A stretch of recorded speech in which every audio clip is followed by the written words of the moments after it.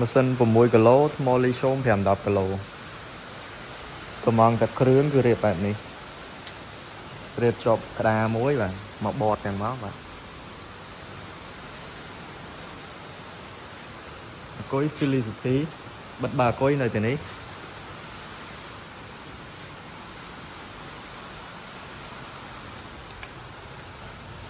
ប្រឡងនេះគឺអគុយបូកមាន2ដកមាន2បាទអានេះ Decenter អានេះ Full Zip ហើយ network អានេះ network ដើម្បីឲ្យស្គាល់គ្នាជាមួយនឹង inverter network គ្នាបាទ inverter network នេះ network គ្នានេះអានេះ Wi-Fi ដល់ទូរស័ព្ទបាទ solar 2 link 1 link 2 link 1 link 2 link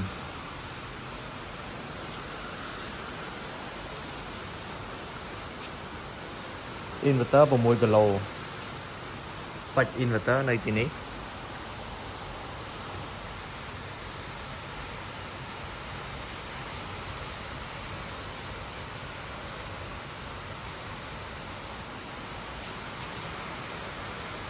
ចឹង Decenter យើងមាន solar មានអាគុយមានចេញប្រើ counter មួយកណត់ការប្រើក៏ដូចជាឆក់លោត solar 2ណានេះភ្លើងរត់ឬក៏ម៉ាស៊ីនភ្លើងអត់បញ្ចូលអត់ទៅបញ្ចូលទៅអានេះចេញប្រើអានេះ solar អានេះអាគុយតែមុនបិទអាគុយបិទ inverter សិនអានេះកុងតាក់ inverter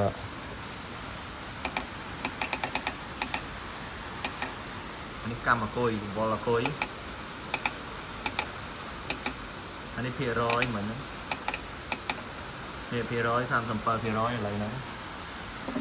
បិទវាចុចទៅនេះបាទបិទហើយអត់មានភ្លើងចាញ់ទេវាបិទទៅអស់ហើយ0 0ហ្នឹងតោះយូរបន្តិចបានវាលុតពេលវាលុតចាំយើងតម្លាក់អាគុយឬក៏តម្លាក់ឥឡូវក៏បានដែរតែឥឡូវតម្លាក់ទៅនេះតម្លាក់ទៅវាលុតហើយមកផ្លែតមកវាលុតអាហ្នឹងលឿនចង់លឿនបិទអាគុយដោះសេរីអស់ភ្លើងហើយដោះសេរីបានអស់ភ្លើងលីងពេលបើកចុចអាគុយបើសិនជា Decenter ក្រោយអត់តម្លាក់ទេមិនបាច់ទៅកាច់ឡើងទេបើចង់កាច់ឡើងកាច់ចុះបិទថែមនៅក្រោយហ្នឹងទៀតហ្នឹងហើយបើកមុនទេបើអាគុយហើយចុចកុងតាក់មកចាំវារហូតដល់វាវាយភ្លើងដើរស្រួលបួបាត់អាឡាមអីទាំងអស់ចាំយើងបើក solar ឬក៏បើកចេញប្រើនេះអាឡាមចេះកុំធ្វើអីទាំងអស់គេអត់វាអត់តន់ស្គាល់អាគុយអញ្ចឹងកុំលេងអីទាំងអស់លោតដល់ network នេះខ្សែ network នេះវាស្គាល់គ្នានេះអញ្ចឹងវាស្គាល់គ្នាមួយអាគុយអានឹងចាំយើងបើក solar ចូលបើកចេញប្រើបើកអីចឹងទៅអូខេមានប៉ុណ្ណឹងឯងបាទភ្លៀងកំពុងភ្លៀង